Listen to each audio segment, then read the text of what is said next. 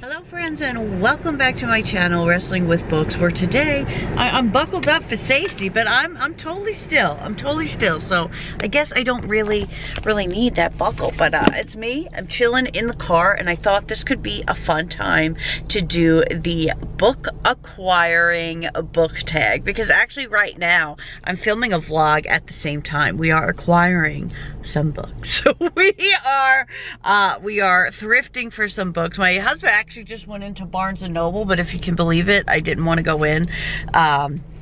I'm just not feeling so well, so I'm only gonna go into the thrift store, and I just wanted to sit for right now, but I thought I would do this tag. I first saw it on the channel since Book Nook, and then it looks like the original tag is by a channel called Enter the Book, and now I'm going to be answering these questions, and at the end I'll probably tag a friend. Actually, I'm going to tag Shelly at Percy Does Everything, because she does all the tags. So if she hasn't done it yet, I got you, girl. All right, the first question is, do you plan your book purchase ahead or do you impulse buy?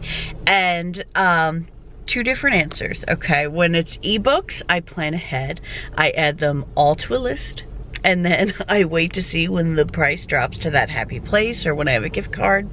And for physical books, it's always just like a hunt in the wild. I never go in planning for one. It's just if I see something that strikes my fancy or that I'm looking for. You know me with the physical books. I like to collect the Star Wars books, some James Bond books, things like that. So it's a lot of thrifting, or if I'm at Barnes & Noble and see a good sale. I love sales. I'm sorry, I do. So it's all about what sales I find.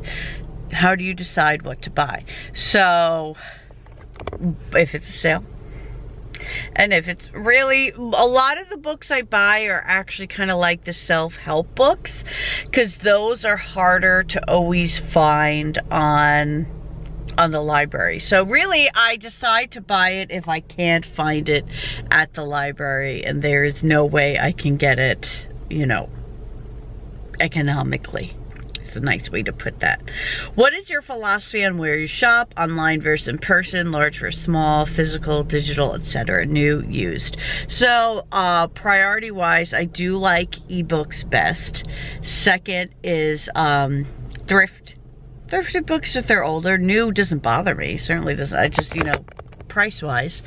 And if I'm shopping online for physical books, I do like bookshop.org, because bookshop.org allows the proceeds to go towards an independent bookstore, so you don't have to feel like you're, you know, you can feel like you're sticking it to the man a bit, I guess. What about free little libraries? What do you think about them, and have you used one? So free little libraries are, people can elect on their property to have a free little library. A lot of them looks like kind of like big birdhouses that just are stored with books, and I think it's the greatest thing. I do have one that's about a mile away from me, so I did walk it once to drop off a book I had, but I don't think I picked any up. I would like to drop off more books there, and then potentially, you know, pick up if I see anything, but I mostly utilize them to drop off books, because there's sometimes you have a book and you just don't know where to put it, who to give it to, etc. Next we have, how do you feel about after acquiring a book? Do you share like in a book haul or diary? So I will only share, if I do a book haul, I'll share it there. Otherwise, it's just shared with Tommy, maybe Heather, the Disney housewife. You know, it doesn't have too much shared life. How do you feel looking at your books that haven't been read? Does it matter if it's currently a lot or a little amount? I tend to keep a little amount physically, just because of being in an apartment, but I have a huge ebook collection. Sometimes that, you know, can feel overwhelming, but more so it feels very freeing, because then when I want to pick out my next book, I have a lot to look through. So I wouldn't consider it a negative thing. How do you decide what number of books is the right amount? I mean, what you can fit, right? I have more space on my Kindle. I have no more space in my house.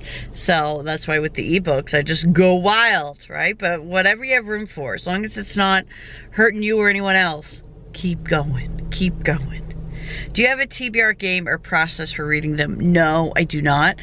What I have started doing for the ebooks is whatever day the month it is, let's say it's the 8th day, then I'll go to like my 8th page on my Kindle of books, or I'll go to my 8th page on my library wish list and like pick from there, because I have so many pages of books. So that's my own little game, I guess I'll do.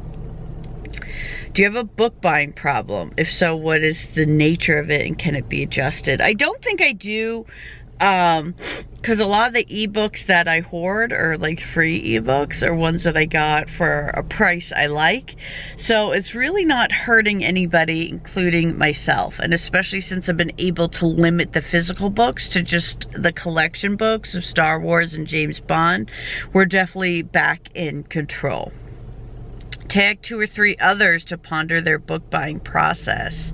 So I tagged Percy Does Everything. So since I said 2, I will tag Heather at the Disney Housewife because I mentioned her. And I gotta love that number 11 says, know that you are awesome just as you are. Being a book lover is amazing. Absolutely, absolutely. And it's fun, I think, as a book lover for us all to kind of just explore what our process is with books. And I mean, ideally, I would love to have a room for books where I could really showcase them and have them and collect them and enjoy them. But right now I'm happy how it's going, and I can just look forward to those days. So thank you guys for being here, and this is part of my Bookmas in July where I'm posting a video every day, so it's really exciting. So come back tomorrow, see what we got. See you then.